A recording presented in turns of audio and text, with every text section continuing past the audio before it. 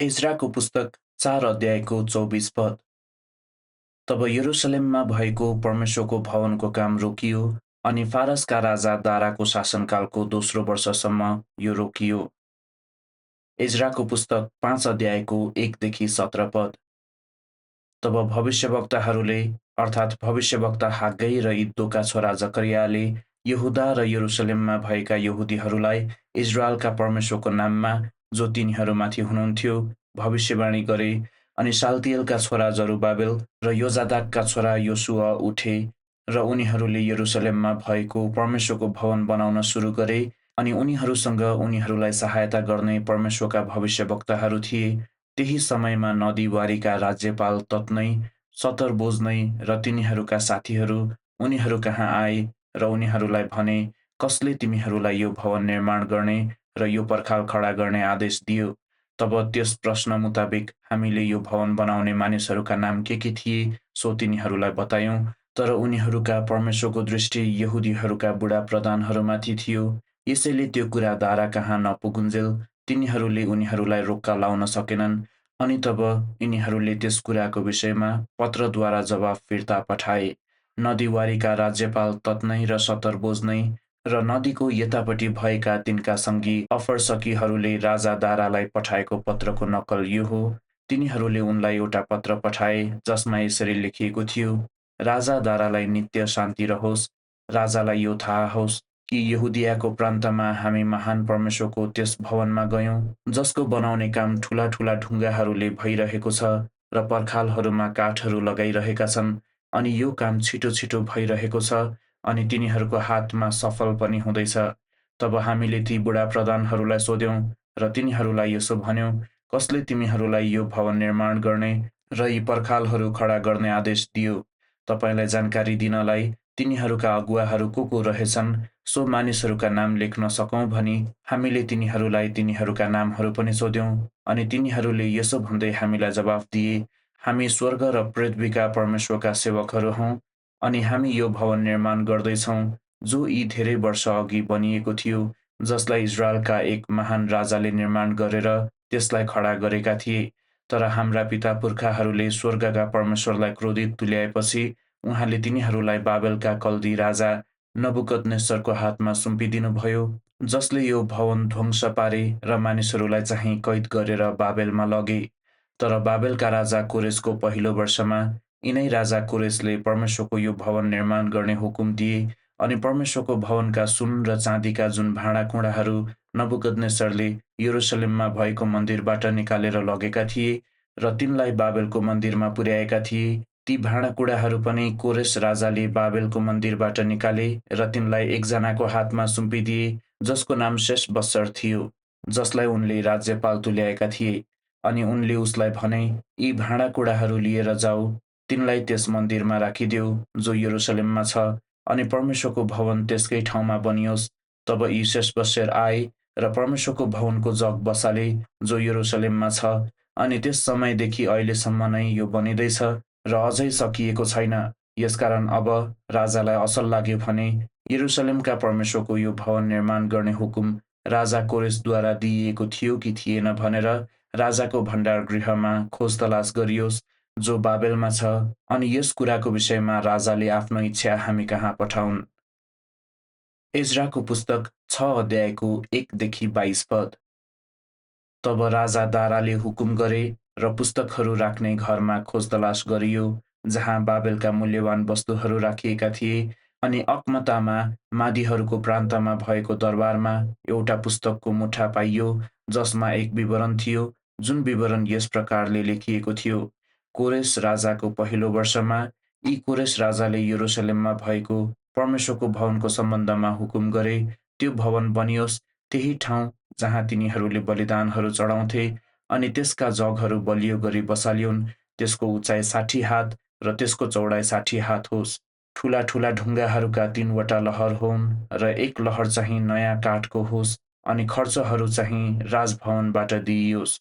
अनि परमेश्वरको भवनका सुन र चाँदीका जुन भाँडाकुँडाहरू नबुकदनेस्सरले यरुशलेममा भएको मन्दिरबाट निकालेर लगेका थिए र बाबेलमा ल्याएका थिए, ती भाँडाकुँडाहरू पनि फिर्ता दिइउन् र यरुशलेममा भएको मन्दिरमा तिनीहरूको आआफ्नो ठाउँमा लगिउन् अनि ती परमेश्वरको भवनमा राखिउन्।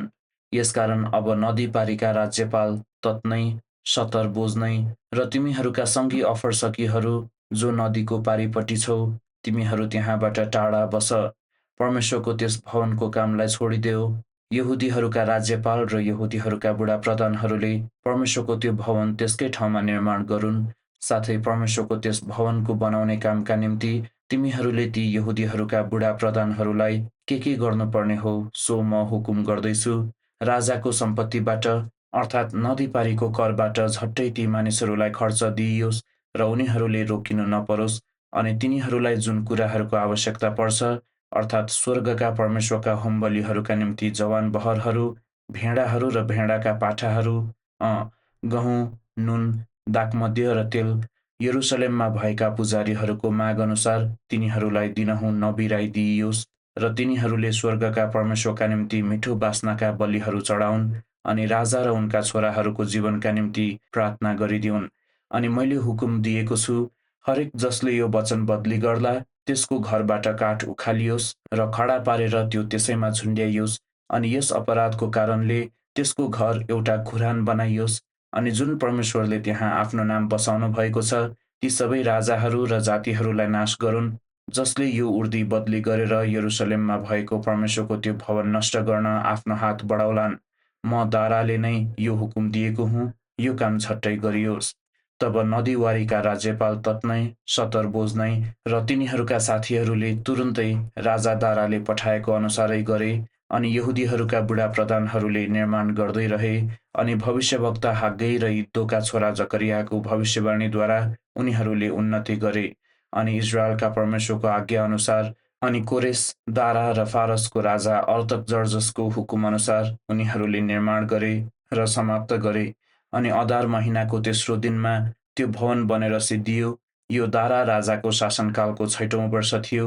अनि इजरायलीहरू, पुजारीहरू र लेवीहरू साथै कैदमा लगिएकाहरूका बाँकी सन्तानहरूले आनन्दको साथ परमेश्वरको त्यो भवन समर्पण गरे। अनि परमेश्वरको त्यस भवनको समर्पणमा उनीहरूले 100 बहरहरू, 200 भेडाहरू र 400 भेडाका पाठाहरू साथै इजरायलका कुलहरूको सङ्ख्या अनुसार सारा इजरायलको पाप बलिका निम्ति 12वटा बोकाहरू चढाए। अनि मूसाको पुस्तकमा लेखिए अनुसार उनीहरूले परमेश्वरको सेवाका निम्ति जुन सेवा यरुसलेममा गरिन्छ, पुजारीहरूलाई तिनीहरूका विभागहरूमा र लेवीहरूलाई तिनीहरूका दलहरूमा नियुक्त गरे। अनि पहिलो महिनाको 14औं दिनमा कैदमा लगिएकाहरूका सन्तानहरूले निस्तार चाड मनाए, किनभने पुजारीहरू र लेवीहरूले एकसाथ आफूलाई शुद्ध पारे। तिनीहरू सबै शुद्ध थिए। अनि तिनीहरूले सबै कैदबाट फर्केकाहरूका सन्तानहरूका निम्ति, आफ्ना पुजारी दाजुभाइहरूका निम्ति र आफ्नै निम्ति निस्तारको पाठो मारे। अनि कैदबाट फर्केका इजरायलीहरूले र परमप्रभु इजरायलका परमेश्वरको खोजी गर्नलाई त्यस देशका अन्य जातिहरूको अशुद्धताबाट आफैलाई अलग राखेर उनीहरू कहाँ आउनेहरू सबैले खाए। अनि आनन्दको साथ उनीहरूले 7 दिनसम्म अखमिरी रोटीहरूको चाड मनाए, किनभने परमप्रभुले उनीहरूलाई आनन्दित तुल्याउनु भएको थियो र परमेश्वर, इजरायलका परमेश्वरको भवनको काममा उनीहरूका हातहरू बलियो पार्नलाई अश्शुरका राजाको हृदयलाई उनीहरूतर्फ फर्काउनु भएको थियो। पहिलो कोरिन्थीको पुस्तक 3 अध्यायको 5 देखि 23 पद। तब पावलको हो र अनि अपोलोसको हुन् र केवल सेवकहरू हुन्, जसद्वारा तिमीहरूले विश्वास गर्यौ, जसरी नै प्रभुले हरेकलाई दिनुभएको छ। मैले रोपेँ, अपोलोसले पानी लगाए, तर परमेश्वरले बढाउनु भयो। यसकारण न त रोप्ने केही हो, न त पानी हाल्ने, तर परमेश्वर नै हुनुहुन्छ जसले बढाउनुहुन्छ। अब रोप्ने र पानी हाल्ने एकै हुन्, अनि हरेक मानिसले उसको आफ्नै मेहनत अनुसार उसको आफ्नै इनाम पाउनेछ, किनकि हामी परमेश्वरका सहकर्मीहरू हौँ। तिमीहरू परमेश्वरको खेत हौ, तिमीहरू परमेश्वरको भवन हौ। मलाई दिइएको परमेश्वरको अनुग्रह अनुसार एक बुद्धिमान घर बनाउने नाइकेले झैँ मैले जग बसालेको छु र अर्कोले त्यसमाथि बनाउँदै लैजान्छ। तर त्यसमाथि उसले कसरी बनाउँदै लैजान्छ त्यस विषयमा हरेक होसियार बसोस्, किनकि त्यस बसालिएको जगलाई छोडेर जो येशू ख्रीष्ट हुनुहुन्छ, कसैले पनि अर्को जग बसाल्न सक्दैन। अब कसैले त्यस जगमाथि सुन, चाँदी, रत्नहरू, काठ, घाँस, परालले बनाउँदै लैजान्छ भने हरेकको काम प्रकट हुनेछ, किनकि त्यस दिनले त्यो काम देखाउनेछ, किनकि त्यो आगोद्वारा प्रकट गरिनेछ अनि हरेकको काम त्यो कस्तो किसिमको रहेछ भनी आगोले जाँच गर्नेछ। कसैको काम, जुन काम उसले त्यस जगमाथि बनाएको छ, रहिरह्यो भने उसले इनाम पाउनेछ। कसैको काम जलिजान्छ भने उसले हानि भोग्नेछ, तर ऊ आफै चाहिँ बाँच्नेछ, तर आगोबाट भएर उम्के जस्तो। तिमीहरू परमेश्वरको मन्दिर हौ र परमेश्वरको आत्मा तिमीहरूभित्र बास गर्नुहुन्छ। के यो कुरा तिमीहरूलाई थाहा छैन? कसैले परमेश्वरको मन्दिर नष्ट गर्दछ भने त्यसलाई परमेश्वरले नष्ट गर्नुहुनेछ, किनभने परमेश्वरको मन्दिर पवित्र हुन्छ, जुन मन्दिर चाहिँ तिमीहरू हौ। कसैले आफैलाई धोका नदेओस्। यस संसारमा तिमीहरूको बीचमा कुनै मानिसले आफूलाई बुद्धिमान छु भनी सम्झन्छ भने बुद्धिमान हुनका निम्ति ऊ मूर्ख बनोस्, किनकि यस संसारको बुद्धि परमेश्वरको सामु मूर्खता हो। किनभने यस्तो लेखिएको छ, उहाँले बुद्धिमानहरूलाई तिनीहरूकै धूर्ततामा पक्रनुहुन्छ। अनि फेरि परमप्रभुले बुद्धिमानहरूका तर्कहरू व्यर्थका हुन् भनी जान्नुहुन्छ।